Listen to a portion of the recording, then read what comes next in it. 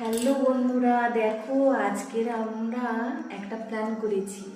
আর এক জায়গায় একটা লক্ষ্মী বসাবো, তাই দেখো লক্ষ্মীর জন্য আমরা লিখেছি। দেখো কি লিখেছি, একটু তোমাদের পড়িয়ে শোনাই। দেখো, বাবা মা আমি চলে এসছি, আমাকে কোলে তুলে নাও আর চুমু দাও। দাদু ঠাম্মি কাকাই ও কাকিমাকে ডাকো, সবাইকে বলো আদর করতে। কালকে পুজো করো, সবাইকে ডেকো, যে যা খেতে চায় খাইয়ে দিও, তাদের হাতে 2000 টাকা দিয়ে দিও।